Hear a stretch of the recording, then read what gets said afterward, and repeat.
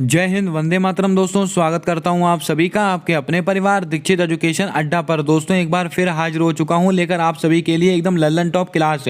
अगर आप दोस्तों 2023 में एसएससी जीडी का एग्जाम देने वाले हैं तो आप सभी के लिए ये क्लास ब्रह्मास्त्र वाली क्लास साबित होगी। जीके जीएस करंट के नाम पर दोस्तों कचरा सवालों को मत पढ़िए, ऐसे सवाल लेकर आया हूँ जो सीधा आपके पेपर में छपेंगे और आपके माँ बाप के सपने को पूरा करेंगे। सारी क्लास को देखिएगा तभी आप यहाँ से कुछ अच्छे सवाल, अच्छी जानकारी प्राप्त कर पाएंगे। आइए दोस्तों शुरू करते हैं बिना देर किए हुए अपनी क्लास। दोस्तों हमारा पहला सवाल है, भुइयां बांचो और मुनप्पा नृत्य का संबंध किस राज्य से है? मोस्ट इंपॉर्टेंट सवाल है, मोस्ट रिपीटेड सवाल है। असम से है, मणिपुर से, अरुणाचल प्रदेश से है कि छत्तीसगढ़ से है? क्या होगा आपका सही जवाब, जल्दी से बताएं।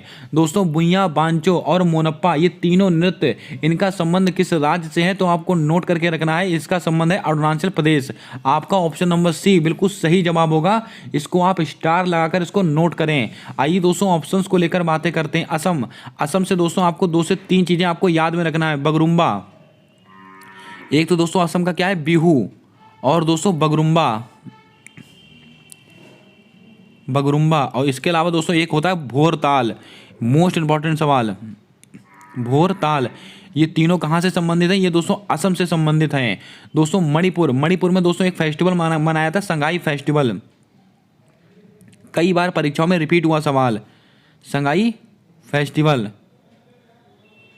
ये दोस्तों कहां पर मनाया था? मणिपुर में। अब दोस्तों आप कमेंट करके बताएं, मणिपुर में ऐसा कौन सा राष्ट्रीय उद्यान है जो भारत का एकमात्र तैरता हुआ राष्ट्रीय उद्यान है? उसका नाम कमेंट बॉक्स में छाप कर बताइएगा। दोस्तों छत्तीसगढ़, मोस्ट इंपॉर्टेंट, पिंडवानी नृत्य, पिंडवानी, इसका संबंध दोस्तों कहां से? ये छत्तीसगढ़ से है, इसको भी आप नोट करके रखें। भुइयां बांचो और मुनप्पा, इनका संबंध कहां से? अरुणाचल प्रदेश। असम से दोस्तों कौन सा है? बिहू, बगरुम्बा और भोरताल। और दोस्तों मणिपुर से संबंधित कौन है? संगाई फेस्टिवल। इसके अलावा दोस्तों पिंडवानी कहाँ का है? छत्तीसगढ़। इन सबको नोट करें। आइए दोस्तों बढ़ते हैं अपने अगले सवाल की ओर। भाइयों बहनों हमारा अगला प्रश्न कहता है कि अर्न विद लर्न योजना का संबंध किस राज्य से है? मोस्ट इंपॉर्टेंट सवाल है। कर्नाटक, त्रिपुरा, पंजाब या महाराष्ट्र? क्या होगा आपका सही जवाब, जल्दी से बताएं। दोस्तों अर्न विद लर्न योजना का संबंध किस राज्य से है? तो आपको नोट करके रखना है, इसका संबंध है त्रिपुरा से। आपका ऑप्शन नंबर बी बिल्कुल सही जवाब होगा। दोस्तों त्रिपुरा की एक योजना और है बहुत ही महत्वपूर्ण, कौन सी दोस्तों? चा श्रमी कल्याण योजना। कौन सी दोस्तों? चा श्रमी कल्याण योजना, चा श्रमी कल्याण योजना, इसका संबंध दोस्तों किस राज्य से? त्रिपुरा से। इसको आप नोट करके रखें। दोस्तों पंजाब, एक विधायक एक पेंशन योजना, मोस्ट इंपॉर्टेंट सवाल है। एक विधायक एक पेंशन योजना, ये दोस्तों कुछ महत्वपूर्ण योजनाएं हैं जो आपको याद होनी चाहिए। दोस्तों महाराष्ट्र, जीन बैंक परियोजना, मोस्ट इंपॉर्टेंट सवाल, और अभी हाल ही में परीक्षा में पूछा गया सवाल, जीन बैंक परियोजना, ये दोस्तों कहाँ की है? ये महाराष्ट्र की है, इसको भी आप नोट करके रखें। इसके अलावा दोस्तों कर्नाटक, इसको आप नोट करके रखें। काशी रथ यात्रा, स्टार लगाइएगा इसके ऊपर, काशी रथ यात्रा। दोस्तों उत्तर प्रदेश, इसका आंसर मत लगा के आइएगा, ध्यान रखिएगा। ये दोस्तों मोस्ट इंपॉर्टेंट सवाल होगा आपकी परीक्षा के लिए। ये चारों योजनाएं अति महत्वपूर्ण हैं। अर्न विद लर्न योजना का संबंध किससे है? त्रिपुरा से। अब दोस्तों पंजाब की कौन सी है? एक विधायक एक पेंशन योजना। महाराष्ट्र की कौन सी? जीन बैंक परियोजना। कर्नाटक की कौन सी? काशी रथ योजना यात्रा। इसको आप नोट करके रखें। अब दोस्तों कमेंट कर बताएं कि त्रिपुरा की भाषा का क्या नाम है? उसका जवाब आपको कमेंट कर बताना है। आइए दोस्तों बढ़ते हैं अपने अगले सवाल की ओर। भाइयों बहनों हमारा अगला प्रश्न कहता है कि विश्व बैंक का अर्थशास्त्री किसे नियुक्त किया गया है? ये मोस्ट इंपॉर्टेंट सवाल है। रुचिरा कंबोज को किया गया है, इंदरमीत गिल को किया गया है, एंजेला मर्केल को किया गया है कि ऋषि सुनक को किया गया है? क्या होगा आपका सही जवाब, जल्दी से बताएं। विश्व बैंक, इसका दोस्तों अर्थशास्त्री किसको नियुक्त किया गया है? आपको नोट करके रखना है। ये दोस्तों इंदरमीत गिल को किया गया है। आपका ऑप्शन नंबर बी बिल्कुल सही जवाब होगा और ये मोस्ट इंपॉर्टेंट सवाल है। दोस्तों विश्व बैंक आपको पता होना चाहिए, विश्व बैंक, वर्ल्ड बैंक और दोस्तों IMF, ये दोस्तों इनको क्या कहते हैं? इनको दोनों जुड़वा बहनें कहा जाता है, आप सबको पता होना चाहिए। और इनका मुख्यालय कहां पर स्थित है? Washington DC। मोस्ट इंपॉर्टेंट सवाल, वाशिंगटन DC। इन दोनों का मुख्यालय कहाँ पर स्थित है? वाशिंगटन डीसी में स्थित है। दोस्तों वर्ल्ड बैंक और IMF इनकी जो स्थापना है किस सम्मेलन की सिफारिश पर होती है? ब्रेटन वुड सम्मेलन। ब्रेटन वुड सम्मेलन। इतनी चीजें आपको नोट करके रखनी है विश्व बैंक के सापेक्ष में। उम्मीद करता हूं आपने सारे सवालों को अच्छे से सुना होगा, अच्छे से नोट किया होगा। विश्व बैंक का अर्थशास्त्री किसको नियुक्त किया गया है? इंदरमीत गिल को। विश्व बैंक और IMF यानी कि दोस्तों इंटरनेशनल मॉनेटरी फंड, इसका दोस्तों मुख्यालय कहां पर स्थित है? वाशिंगटन डीसी में। और दोस्तों इनकी दोनों की स्थापना किस सम्मेलन की सिफारिश पर हुई है? ब्रेटन वुड सम्मेलन की सिफारिश पर हुई है। बात करते हैं दोस्तों रुचिरा कंबोज। इनको दोस्तों क्या बनाया गया? UN। इनको दोस्तों UN महासभा, दोस्तों UN महासभा का प्रतिनिधि बनाया गया। किसको? रुचिरा कंबोज को। इसको आप नोट करें, यह भी सवाल मोस्ट रिपीटेड और इंपॉर्टेंट सवाल है। दोस्तों एंजेला मर्केल, इनको दोस्तों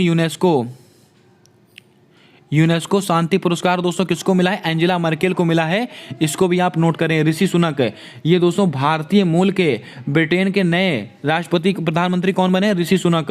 और इनकी पार्टी कौन सी है? जल्दी से कमेंट में छाप कर बताएं ये किस पार्टी से संबंधित हैं। इसका जवाब आपको कमेंट कर बताना है। दोस्तों सवाल एक है, लेकिन मैंने दोस्तों आपको एक सवाल से 8 से 10 सवाल बताए हैं। मोस्ट इंपॉर्टेंट सवाल हैं, सारे सवालों को आप नोट करके रखें। आइए दोस्तों बढ़ते हैं अपने अगले सवाल की ओर। दोस्तों हमारा अगला प्रश्न कहता है कि पुलित्जर पुरस्कार 2022 किसे प्राप्त हुआ है? फ्रांसिस कैरे को मिला है, फहमीदा अजीम को मिला है, डेजी रॉकवेल को मिला है, नीना गुप्ता को मिला है। क्या होगा आपका सही जवाब? जल्दी से बताएं। दोस्तों पुलित्जर पुरस्कार ये दोस्तों किस क्षेत्र में दिया जाता है? तो आपको नोट करके रखना है, आपको पता होना चाहिए। ये दोस्तों पत्रकारिता के क्षेत्र में दिया जाता है। किसके? पत्रकारिता। दोस्तों जो पुलित्जर पुरस्कार है वो पत्रकारिता के क्षेत्र में दिया जाता है। और 2022 में यह पुरस्कार किसको दिया गया? फहमीदा अजीम को दिया गया है। आपका ऑप्शन नंबर बी बिल्कुल सही जवाब होगा। और फहमीदा अजीम का संबंध कहां से? बांग्लादेश। ये दोस्तों बांग्लादेश की पत्रकार हैं, इसको भी आप नोट करके रखें, ये सवाल भी आपसे पूछा जा सकता है। दोस्तों फ्रांसिस कैरे, इनको क्या मिला है? इनको 2022 का पुलित्जर पुरस्कार मिला है, पुलित्जर पुरस्कार। और ये दोस्तों किससे संबंधित होता है? ये वास्तुकला से संबंधित होता है, आर्किटेक्चर से संबंधित होता है। इसको भी आपको पता होना चाहिए। दोस्तों पुलित्जर वाला किसको मिला है? फहमीदा अजीम को। और पुलित्जर पुरस्कार जो कि वास्तुकला से संबंधित है, ये किसको मिला है? फ्रांसिस कैरे को। दोस्तों नीना गुप्ता, इनको दोस्तों कौन सा मिला है? रामानुजम पुरस्कार। मोस्ट इंपॉर्टेंट सवाल, रामानुजम पुरस्कार ये दोस्तों किसको मिला? ये नीना गुप्ता को मिला है। ये भी आपको पता होना चाहिए, मोस्ट इंपॉर्टेंट सवाल है। आइए दोस्तों बढ़ते हैं अपने अगले सवाल की ओर। भाइयों बहनों आज का हमारा अगला प्रश्न कहता है कि स्टैचू ऑफ प्रॉस्पेरिटी का अनावरण कहां पर किया गया है? हैदराबाद, राजस्थान, गुजरात, बेंगलुरु। क्या होगा आपका सही जवाब? जल्दी से बताएं। स्टैचू ऑफ प्रॉस्पेरिटी, दोस्तों यहां पर जितने भी महत्वपूर्ण स्टैचू हैं आपको नोट कराऊंगा मैं। दोस्तों स्टैचू ऑफ प्रॉस्पेरिटी इसका अनावरण कहां पर किया गया है? तो आपको पता होना चाहिए बेंगलुरु के अंदर। आपका ऑप्शन नंबर डी बिल्कुल सही जवाब होगा। लेकिन दोस्तों अगर आपसे एयरपोर्ट पूछा जाए, किस एयरपोर्ट पर किया गया? कैंपगोड़ा। कैंपगोड़ा ये दोस्तों वहाँ पर बेंगलुरु में एक एयरपोर्ट है, कैंपगोड़ा एयरपोर्ट। इसको दोस्तों 2022 में सर्वश्रेष्ठ प्रदर्शन का पुरस्कार मिला है। किसको? कैंपगोड़ा एयरपोर्ट को। कहाँ पर स्थित है? ये दोस्तों बेंगलुरु में स्थित है। यहीं पर स्टैचू ऑफ प्रॉस्पेरिटी इसका अनावरण किया गया है। दोस्तों स्टैचू किसकी स्टैचू बनाई गई है? दोस्तों कैंपगोड़ा इनकी ही स्टैचू बनाई गई है, इसको आप ध्यान में रखें। आइए दोस्तों कुछ और महत्वपूर्ण स्टैचू के बारे में हम चर्चा करते हैं। दोस्तों हैदराबाद, यहाँ पर क्या है दोस्तों? यहां पर कौन सी स्टैचू है? Statue of equality. Statue of equality ये दोस्तों कहां पर स्थित है? ये हैदराबाद में स्थित है। और किसकी मूर्ति है? संत रामानुजाचार्य। रिपीट, मोस्ट इंपॉर्टेंट सवाल है। संत रामानुजाचार्य स्टैचू ऑफ इक्वलिटी ये कहां पर स्थित है? ये दोस्तों हैदराबाद में स्थित है। और किसकी प्रतिमा है? संत रामानुजाचार्य जी की प्रतिमा है। और कितने ऊंचाई है इसकी? 216 फीट। इस आंकड़े को आप नोट कर लें, मोस्ट इंपॉर्टेंट सवाल है। दोस्तों राजस्थान, यहां पर क्या है? स्टैचू ऑफ पीस ये दोस्तों कहां पर स्थित है? ये राजस्थान में स्थित है। गुजरात, आपने सुना होगा स्टैचू ऑफ यूनिटी ये दोस्तों कहां पर स्थित है? ये स्थित है गुजरात के केवड़िया डिस्ट्रिक्ट में, साधु बेग द्वीप पर। और दोस्तों इसकी ऊंचाई कितनी है? 182 मीटर। मोस्ट इंपॉर्टेंट सवाल। और किसकी प्रतिमा है? आप सबको पता है, सरदार वल्लभ भाई पटेल जी की प्रतिमा है। इसको भी आप नोट करके रखें। ये चारों स्टैचू मोस्ट इंपॉर्टेंट हैं। दोस्तों स्टैचू ऑफ प्रॉस्पेरिटी कहां पर स्थित है? बेंगलुरु में। कहाँ, और दोस्तों कौन सी एयरपोर्ट पर, कैंपगोड़ा। और दोस्तों किसकी प्रतिमा है, कैंपगोड़ा की ही प्रतिमा है। और दोस्तों स्टैचू ऑफ इक्वलिटी ये कहाँ पर स्थित है, हैदराबाद में। किसकी प्रतिमा है, संत रामानुजाचार्य जी की प्रतिमा है 216 फीट की। स्टैचू ऑफ पीस यानी कि दोस्तों ये कहाँ पर स्थित है, राजस्थान के पाली में स्थित है। कहाँ पर दोस्तों, पाली राजस्थान में स्थित है, इसको आप ध्यान में रखें। स्टैचू ऑफ यूनिटी ये कहाँ पर स्थित है, ये केवड़िया द्वीप यानी कि गुजरात में स्थित है। कितनी ऊंचाई है, 182 मीटर है। किसने बनाया था, राम सुथार ने बनाया था। इसको भी आपको पता होना चाहिए। आइए दोस्तों बढ़ते हैं अपने अगले सवाल की ओर। दोस्तों जल्दी से वीडियो को लाइक कर दें और चैनल पर अगर आप नए हैं तो चैनल को सब्सक्राइब करके बेल वाला आइकन ध्यान से दबा दें, क्योंकि दोस्तों सारी वीडियोस के अपडेट आप तक आसानी से पहुंचते रहें। और दोस्तों क्लास को अंत तक देखें, इसकी सारी पीडीएफ आपको हमारे टेलीग्राम चैनल पर प्राप्त होगी, उसका लिंक आपको डिस्क्रिप्शन बॉक्स में मिल जाएगा। क्लास को बिल्कुल मिस मत कीजिएगा। ऐसे सवाल लेकर आया हूँ जो आपकी परीक्षा में सीधा छपेंगे, आपके माँ बाप के सपने को पूरा करेंगे, आपके वर्दी के सपने को पूरा करेंगे। आइए दोस्तों बढ़ते हैं अपने अगले सवाल की ओर। हमारा अगला प्रश्न कहता है कि अडोल्फ ऑफ यूनिकॉर्न कहां पर स्थित है। लगाइएगा स्टार, आपकी परीक्षा में 100% ये सवाल छपेगा। तमिलनाडु में है, बिहार में है, असम में है, मणिपुर में है। क्या होगा आपका सही जवाब, जल्दी से बताएं। अडोल्फ ऑफ यूनिकॉर्न ये दोस्तों कहां पर स्थापित किया गया है, तो आपको ध्यान में रखना है ये दोस्तों असम में स्थापित किया गया है। आपका ऑप्शन नंबर सी बिल्कुल सही जवाब होगा। दोस्तों ये क्या चीज है आपको ये भी पता होना चाहिए। दोस्तों असम में क्या स्थित है, काजीरंगा नेशनल पार्क। काजीरंगा ये कहाँ पर स्थित है, ये दोस्तों असम में स्थित है। यहाँ पर ये दोस्तों एक सींग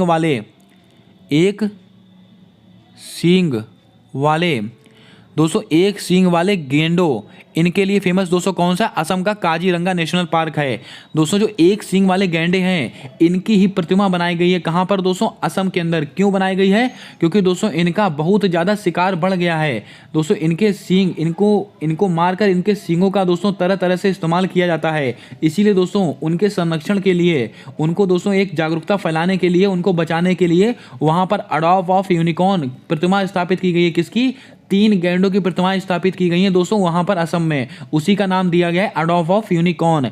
काजीरंगा नेशनल पार्क कहां पर स्थित है, असम में। किसके लिए फेमस है, एक सींग वाले गैंडों के लिए।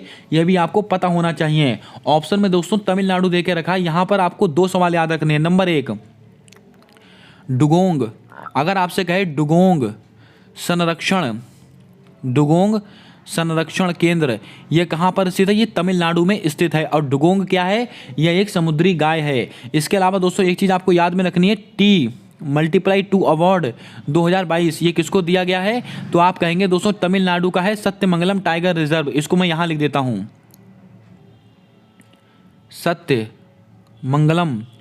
Sathyamangalam tiger reserve. इसको आप नोट करें, ये दोनों सवाल मोस्ट इंपॉर्टेंट रहेंगे। आइए दोस्तों बढ़ते हैं अपने अगले सवाल की ओर। भाई बहनों हमारा अगला प्रश्न कहता है कि बिम्स्टेक 2022 सम्मेलन की बैठक कहां आयोजित हुई। भारत में, इंडोनेशिया में, श्रीलंका में, उज्बेकिस्तान में। क्या होगा आपका सही जवाब, जल्दी से बताएं। ये चारों ऑप्शंस अति महत्वपूर्ण हैं, हम चारों के बारे में कुछ ना कुछ जानकारी आपको देने वाले हैं। दोस्तों बिम्स्टेक 2022 सम्मेलन इसकी बैठक कहां पर आयोजित हुई है, तो आपको नोट करके रखना है। ये दोस्तों श्रीलंका में आयोजित हुई। श्रीलंका में कहाँ, कोलंबो। दोस्तों श्रीलंका कोलंबो में दोस्तों इसकी आयोजित हुई है क्या, बिम्स्टेक। इसमें दोस्तों कितने देश शामिल हैं, इसके अंदर 5 देश शामिल हैं। इसको भी आप थोड़ा ध्यान में रखें, ये सवाल भी आपसे परीक्षा में पूछा जा सकता है। दोस्तों इसकी 2022 की बैठक दोस्तों कहां पर आयोजित हुई, श्रीलंका में। 2023 की दोस्तों कहां पर होगी, ये तो भारत में हुई है। इसको भी आप नोट करें। अब दोस्तों ऑप्शन में देखे रखा हुआ है इंडोनेशिया। यहाँ पर दोस्तों किसकी बैठक हुई है, तो आप सबको पता है G20 की बैठक कहां पर आयोजित हुई है, इंडोनेशिया में। इंडोनेशिया में कहां पर, बाली में। आप सबको मैंने दोस्तों कल ही नोट कराया है। और दोस्तों बात करते हैं उज्बेकिस्तान। यहाँ पर किसकी बैठक हुई है, SCO, संघाई सहयोग संगठन। दोस्तों उज्बेकिस्तान में किसकी बैठक हुई है, संघाई सहयोग संगठन। और दोस्तों कहाँ पर हुई है, समरकंद एक स्थान है वहाँ पर, समरकंद ये दोस्तों एक स्थान है कहाँ पर, उज्बेकिस्तान में। यहाँ पर SCO की बैठक हुई है। अब दोस्तों आप कमेंट करके बताएं कि SCO ने अपनी पहली सांस्कृतिक और पर्यटन राजधानी किसको बनाया है। इसका जवाब कमेंट बॉक्स में छाप कर बताएंगे आप। आइए दोस्तों बढ़ते हैं अपने अगले सवाल की ओर। भाइयों बहनों हमारा अगला प्रश्न कहता है कि भारत का दूसरा नैनो यूरिया संयंत्र कहाँ पर स्थापित हुआ है, गुजरात, उत्तर प्रदेश, राजस्थान, बिहार। क्या होगा आपका सही जवाब, जल्दी से बताएं। भारत का दूसरा पूछा गया है, इसको आप बहुत मोस्ट मोस्ट इंपॉर्टेंट सवाल में नोट करेंगे दोस्तों, भारत का दूसरा नैनो यूरिया संयंत्र कहां पर स्थापित किया गया है? तो आप कहेंगे उत्तर प्रदेश के अंदर। उत्तर प्रदेश में भी दोस्तों कहां पर किया गया? प्रयागराज। नोट कीजिएगा दोस्तों,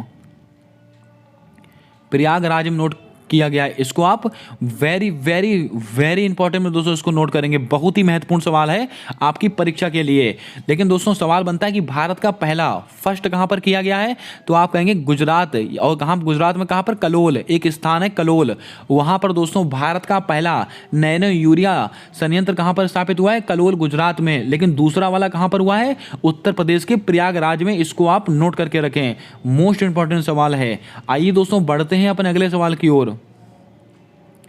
भाइयों बहनों, आज का हमारा अगला सवाल कहता है कि सुप्रीम कोर्ट से संबंधित अनुच्छेद कौन सा है? अनुच्छेद 124, अनुच्छेद 214, अनुच्छेद 215, अनुच्छेद 226। क्या हो जाएगा आपका सही जवाब? जल्दी से बताएं। सुप्रीम कोर्ट से संबंधित अनुच्छेद कौन सा है? एसएससी सीजीएल की परीक्षा में पूछा गया प्रश्न है दोस्तों, जो दिसंबर में कंडक्ट हुई थी। सुप्रीम कोर्ट इससे संबंधित अनुच्छेद कौन सा है? तो आपको नोट करके रखना है अनुच्छेद 124। आपका ऑप्शन नंबर ए बिल्कुल सही जवाब होगा। इसके ऊपर आप स्टार लगाएं, इसको नोट करके रखें। दोस्तों कमेंट में छाप कर बताएं कि सुप्रीम कोर्ट एक अभिलेख न्यायालय है, इसका संबंध किस अनुच्छेद से है? जल्दी से इसका जवाब आपको कमेंट कर कर बताना है। तब तक दोस्तों ऑप्शन में कुछ चीजें हैं मैं आपको बताने वाला हूं। अनुच्छेद 214 ये किससे संबंधित है? जल्दी से बताएं। ये दोस्तों हाई कोर्ट से संबंधित है। किससे दोस्तों? हाई कोर्ट से संबंधित है। और हाई कोर्ट दोस्तों, हाई कोर्ट एक अभिलेख, हाई कोर्ट एक अभिलेख न्यायालय है। हाई कोर्ट एक अभिलेख न्यायालय है। ये कौन सा अनुच्छेद कहता है? अनुच्छेद 215। अनुच्छेद 214 किससे संबंधित है? हाई कोर्ट से संबंधित है। अनुच्छेद 215 किससे संबंधित है? हाई कोर्ट एक अभिलेख न्यायालय है।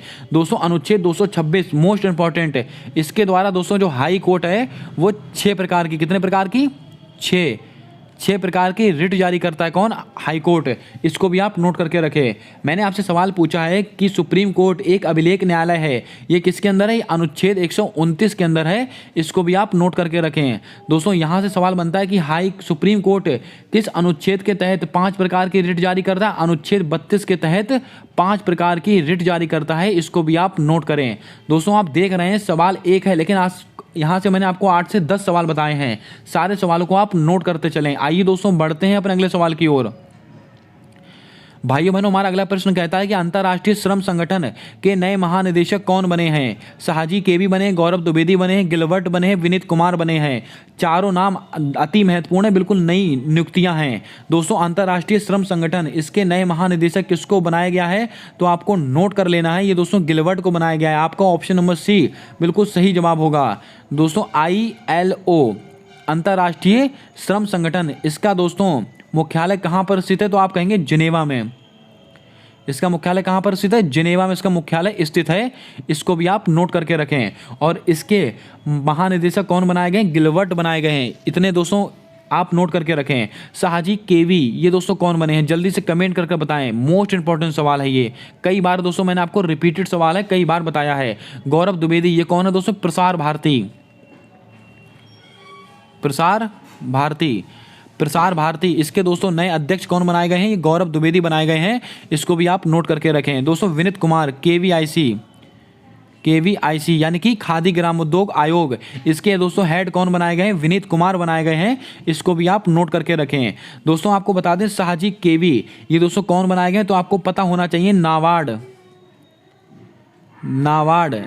के नए अध्यक्ष दोस्तों कौन बनाए गए हैं? तो आप कहेंगे साहजी केवी। आप कमेंट बॉक्स में छाप कर बताइएगा कि नाबार्ड की स्थापना किस वर्ष में हुई थी। इसका जवाब कमेंट में छाप कर बताएंगे आप। आइए दोस्तों बढ़ते हैं अपने अगले सवाल की ओर। दोस्तों आज का हमारा अगला सवाल कहता है कि द्वितीय बहुसंगति किस स्थान से संबंधित है? राजगृह, वैशाली, पाटलिपुत्र या कुंडलवन? क्या होगा आपका सही जवाब? जल्दी से बताएं। यह सवाल कई बार परीक्षाओं में हूबहू रिपीट हुआ सवाल है। द्वितीय बहुसंगति इसका संबंध किस स्थान से है? तो आपको नोट करके रखना है, इसका संबंध है वैशाली से। आपका ऑप्शन नंबर बी बिल्कुल सही जवाब होगा। आइए दोस्तों कुछ महत्वपूर्ण जानकारी मैं आपको बताता हूँ यहाँ पर। अगर आपसे कहा जाए प्रथम बहुसंगति, दोस्तों प्रथम बहुसंगति कहाँ का है? राजगृह। द्वितीय दोस्तों कहाँ से संबंधित है? ये वैशाली से द्वितीय। अगर आपसे कहा जाए तृतीय, ये सब नोट कीजिएगा दोस्तों आप, मोस्ट रिपीटेड सवाल हैं सारे के सारे। और ये दोस्तों चतुर्थ, मैंने लाइन से दोस्तों यहाँ पर इसलिए लगाया है आप इसका अच्छे से स्क्रीनशॉट ले सकें। ये मोस्ट रिपीटेड सवाल हैं दोस्तों। अगर आपसे कहा जाए प्रथम बौद्ध संगति कहाँ पर है, किस स्थान से संबंधित है, राजगृह में हुई थी। दूसरी वैशाली में, तीसरी पाटलिपुत्र, चौथी कुंडलवन कहाँ पर, कश्मीर में। लेकिन दोस्तों इतना ही नहीं, आपको पता होना चाहिए ये किसके समय में हुई थी। दोस्तों प्रथम बौद्ध संगति किसके, अजात शत्रु, अजात शत्रु। और दोस्तों द्वितीय बौद्ध संगति कालाशोक, और तीसरी दोस्तों ये अशोक के समय हुई थी, अशोक। और चौथी दोस्तों ये कनिष्क के समय हुई थी, कनिष्क। ये सारे सवाल मोस्ट रिपीटेड मोस्ट इंपॉर्टेंट सवाल हैं, इनको आप नोट करें। दोस्तों पहली बौद्ध संगति कब हुई थी, ये दोस्तों राजगृह में हुई थी, किसके समय में, अजातशत्रु के समय में। दूसरी बौद्ध संगति वैशाली में हुई थी, किसके समय में, कालाशोक के समय में। तीसरी बौद्ध संगति पाटलिपुत्र में हुई थी, किसके समय में, अशोक के समय में। चौथी बौद्ध संगति कहाँ पर हुई थी, कुंडलवन कश्मीर में हुई थी, किसके समय में, कनिष्क के समय में। इसको आप नोट करें। आइए दोस्तों बढ़ते हैं अपने अगले सवाल की ओर। दोस्तों जल्दी से वीडियो को अपने दोस्तों तक जरूर शेयर कर दें जो भी एसएससी जीडी का एग्जाम देने वाले हों या कोई सा भी एक दिवसीय एग्जाम देने वाले हों। और दोस्तों वीडियो को लाइक जरूर कर दें, चैनल को सब्सक्राइब करके बेल वाला आइकन ध्यान से दबा लें। सारी वीडियो को देखें, सारे सवाल अपनी कॉपी में वन लाइनर नोट्स के रूप में नोट करें। आप यकीन मानिए आप जब परीक्षा देने जाएंगे तो आपको हूबहू सवाल छपे हुए मिलेंगे आपकी परीक्षा के अंदर। हमारा अगला प्रश्न कहता है कि निम्नलिखित में से SDG नंबर 4 का संबंध किससे है, यानी कि दोस्तों सस्टेनेबल डेवलपमेंट गोल नंबर 4 कौन सा गोल है। मोस्ट इंपॉर्टेंट सवाल है। गरीबी की पूर्णता समाप्ति, भुखमरी की समाप्ति, अच्छा स्वास्थ्य और जीवन स्तर या गुणवत्ता शिक्षा, क्या होगा आपका सही जवाब, जल्दी से बताएं। दोस्तों गोल नंबर 4, कुल कितने गोल हैं, कुल दोस्तों 17 गोल हैं, इसको आप ध्यान में रखें। लेकिन दोस्तों आपको 17 याद नहीं करने हैं, कुछ महत्वपूर्ण गोल हैं जो आपको याद करने हैं। निम्नलिखित में से गोल नंबर 4 कौन सा है, तो आपको ध्यान में रखना है ये दोस्तों गुणवत्ता शिक्षा। आपका ऑप्शन नंबर डी बिल्कुल सही जवाब होगा। दोस्तों सबसे पहले हम क्या करेंगे, गरीबी को समाप्त करेंगे, गोल नंबर 1। उसके बाद दोस्तों गरीबी समाप्त होगी, फिर दोस्तों भुखमरी समाप्त होगी, गोल नंबर 2। उसके बाद दोस्तों जब भुखमरी समाप्त हो जाएगी तो हमारा अच्छा स्वास्थ्य रहेगा, जब हम भूखे नहीं रहेंगे, जब हमारा पेट भरा होगा तो हम अच्छा स्वास्थ्य रहेंगे, गोल नंबर 3। उसके बाद दोस्तों कौन सा, गोल नंबर 4 कौन सा है, जब हम स्वस्थ रहेंगे तो हम शिक्षा प्राप्त करेंगे, गोल नंबर 4। लेकिन दोस्तों एक गोल है, गोल नंबर 5, ये क्या है, लैंगिक समानता, लैंगिक समानता। इसका संबंध दोस्तों किससे, गोल नंबर 5 से। जब हम शिक्षित हो जाएंगे तो हम दोस्तों सभी लिंगों को समान मानेंगे, यानी कि दोस्तों किसी में भेदभाव नहीं करेंगे। इन 5 गोल को आप नोट करके रखें, कोई सा भी सवाल आपकी परीक्षा में आ सकता है। आइए दोस्तों बढ़ते हैं अपने अगले सवाल की ओर। भाइयों बहनों आज का हमारा अगला सवाल कहता है कि किस राज्य में महिला पीएससी बटालियन का गठन किया गया है। लगाइएगा स्टार, मोस्ट इंपॉर्टेंट सवाल होगा आपकी परीक्षा के लिए दोस्तों, क्योंकि पहली बार ऐसा हो रहा है। किस राज्य में पहली बार महिला पीएससी बटालियन का गठन हुआ है, राजस्थान, उत्तर प्रदेश, गुजरात, केरल, क्या होगा आपका सही जवाब, जल्दी से बताएं। इसको आप नोट करके रखें, यह दोस्तों पहली बार हुआ है महिला पीएससी बटालियन का गठन, कहां पर, यह उत्तर प्रदेश में। आपका ऑप्शन नंबर बी बिल्कुल सही जवाब होगा। अब दोस्तों उत्तर प्रदेश की बात आई है तो यहां पर कुछ चीजें आपको नोट कराता हूं मैं। नंबर 1, अगर आपसे कहें पैरा बैडमिंटन अकादमी, पैरा बैडमिंटन अकादमी, और दोस्तों ब्रह्मोस विनिर्माण केंद्र, और इसके अलावा पैथोजन रिडक्शन मशीन, और दोस्तों night safari,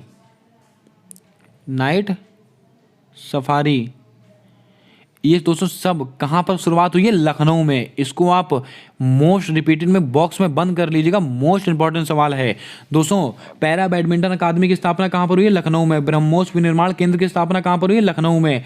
pathogen reduction machine दोस्तों एक ऐसी मशीन बनाई गई है जिसमें दोस्तों 15 से 20 मिनट के अंदर 5 से 6 यूनिट ब्लड प्यूरिफाई हो जाएगा। नाइट सफारी दोस्तों एशिया में पहली बार ऐसा हो रहा है कि नाइट सफारी का शुभारंभ किया गया, कहां पर, लखनऊ में। लेकिन दोस्तों किसके मॉडल पर, सिंगापुर के मॉडल पर, यह भी आपको नोट करना है, सिंगापुर के मॉडल पर। और दोस्तों एक योजना है उत्तर प्रदेश की, पंचामृत योजना, इसका संबंध भी उत्तर प्रदेश से है, जो कि दोस्तों गन्ने की खेती से संबंधित है। आइए दोस्तों बढ़ते हैं अपने अगले सवाल की ओर। दोस्तों हमारा अगला सवाल कहता है कि जैव विविधता अधिनियम किस वर्ष से संबंधित है। कुछ महत्वपूर्ण अधिनियम दोस्तों यहाँ पर लिखे गए हैं, सारे मोस्ट इंपॉर्टेंट हैं दोस्तों। 1986 का है, 2002 का है, 1927 का है, 1972 का है। क्या होगा आपका सही जवाब, जल्दी से बताएं दोस्तों। जैव विविधता अधिनियम, इसका संबंध किस वर्ष से है तो आपको नोट करके रखना है। ये 2002 का अधिनियम है। आपका ऑप्शन नंबर बी बिल्कुल सही जवाब होगा, बिल्कुल परफेक्ट जवाब होगा। जैव विविधता अधिनियम किस वर्ष से संबंधित है, 2002 इससे संबंधित है। बात करते हैं दोस्तों 1986, ये क्या, पर्यावरण संरक्षण अधिनियम, पर्यावरण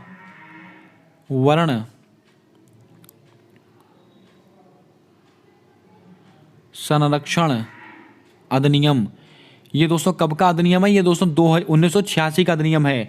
वर्ष 1927, ये दोस्तों किसके संबंधित है तो आप कहेंगे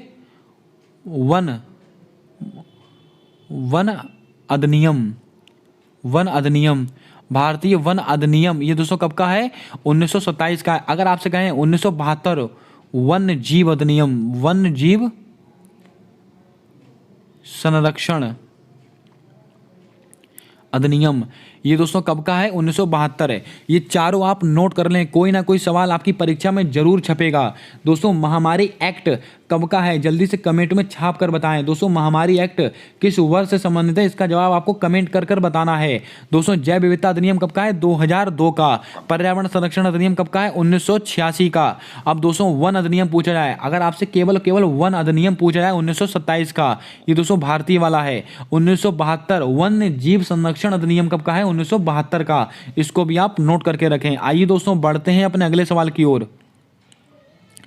भाइयों बहनों हमारा अगला प्रश्न कहता है कि अमृत काल की अवधि कितने वर्ष तय की गई है। मोस्ट इंपॉर्टेंट सवाल, 20 वर्ष, 25 वर्ष, 30 वर्ष, 75 वर्ष। क्या होगा आपका सही जवाब, जल्दी से बताएं दोस्तों। अभी हाल ही में किसी परीक्षा में 2 से 3 बार ये सवाल पूछा जा गया है दोस्तों। अमृत काल की अवधि कितने वर्ष की तय की गई है तो आपको ध्यान में रखना है, ये दोस्तों 25 वर्ष। आपका ऑप्शन नंबर बी बिल्कुल सही जवाब होगा। इसका आंसर 75 वर्ष मत लगाकर आइएगा, आपका जवाब गलत हो जाएगा दोस्तों।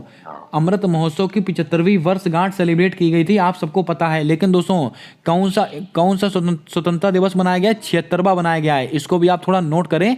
ये दोस्तों सरल सवाल है, लेकिन दोस्तों कंफ्यूजन में गलत हो सकता है। और अमृत काल की अवधि कितनी है, ये दोस्तों है 25 वर्ष। इसको आप नोट करें। आइए दोस्तों बढ़ते हैं अपने अगले सवाल की ओर।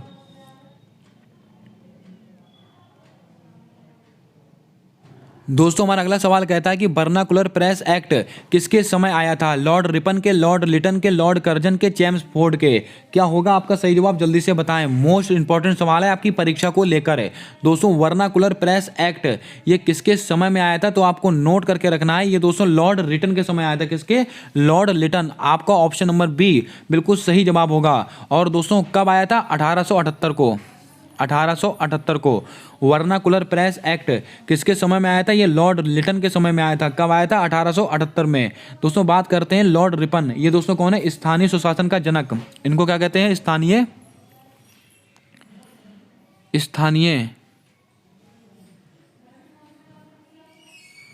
सुशासन का जनक दोस्तों। स्थानीय सुशासन का जनक ये किसको कहा जाता है तो आप कहेंगे लॉर्ड रिपन को कहा जाता है। और दोस्तों वर्नाकुलर प्रेस एक्ट ये किसके समय में आया था, ये लॉर्ड लिटन के समय में आया था। कब आया था, 1878 ईस्वी में। लॉर्ड कर्जन, मोस्ट इंपॉर्टेंट सवाल, 1905। अगर आपसे कहा जाए बंगाल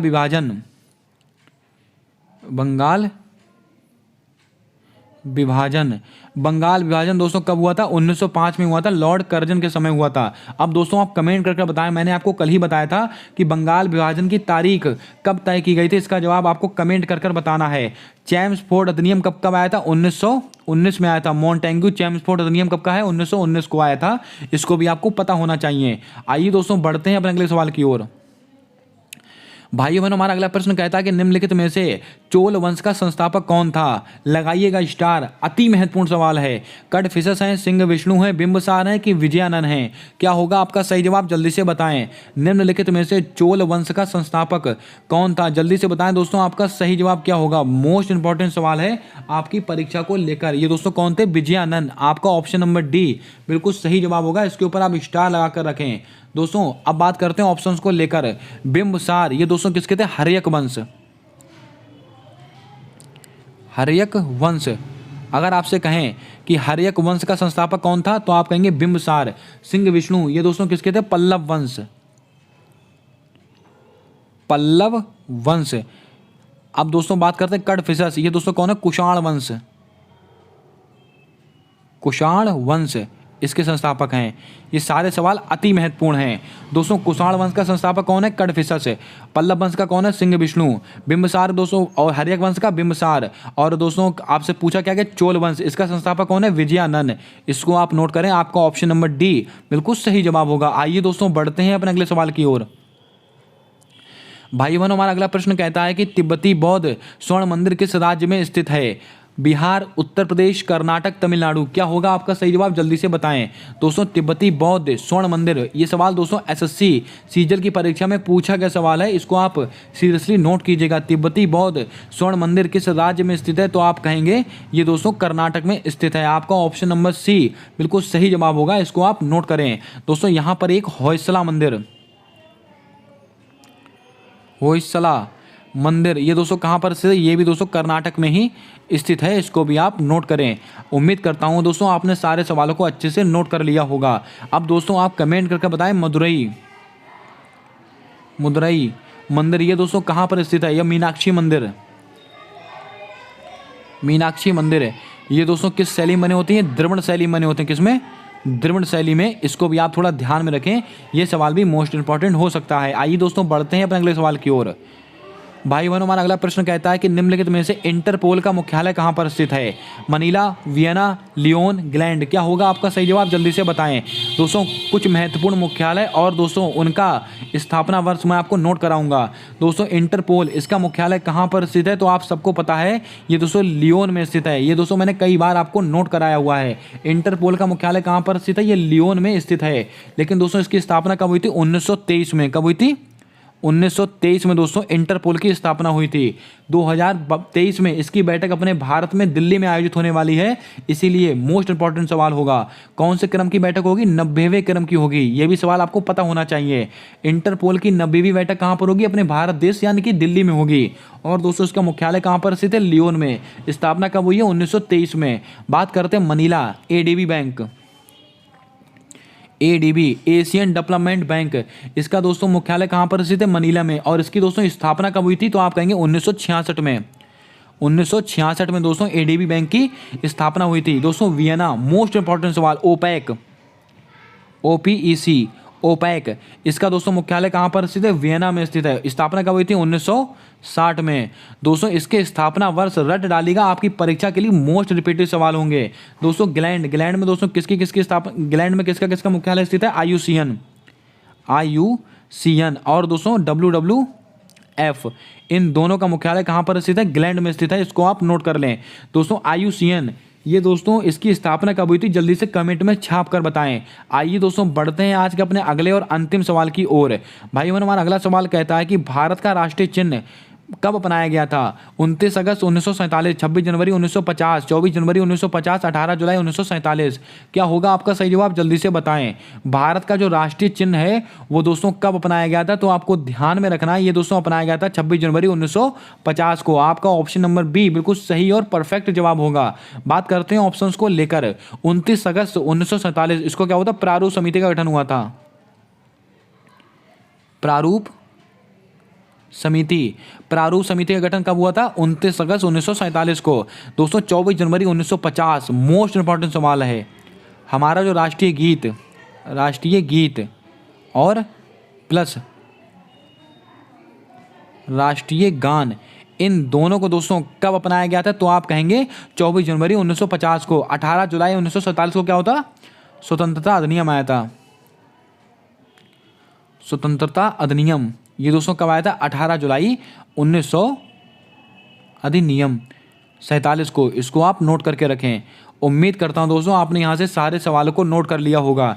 दोस्तों आपका होमवर्क का सवाल है, आप कमेंट कर जरूर बताएंगे हमारे राष्ट्रीय ध्वज को कब अपनाया गया था। इसका जवाब आपको कमेंट में छाप कर बताना है। अब दोस्तों आप कमेंट करके बताएं कि आपने इन 20 सवालों में से कितने सवाल सही करे, आपको कितने सवालों के उत्तर सही पता थे। अगर दोस्तों आपको ये सीरीज पसंद आई हो तो जल्दी से कमेंट कर लाइक कर दें और दोस्तों चैनल को सब्सक्राइब कर बेल वाला आइकन ध्यान से दबा दें, क्योंकि आने वाले सारे वीडियोस के अपडेट आप तक आसानी से पहुंचते रहें। मिलते हैं आने वाली अगली वीडियो में, तब तक के लिए जय हिंद जय भारत। दोस्तों अपना सपोर्ट हमारे यूट्यूब चैनल के साथ हमेशा यूं ही बनाकर रखें।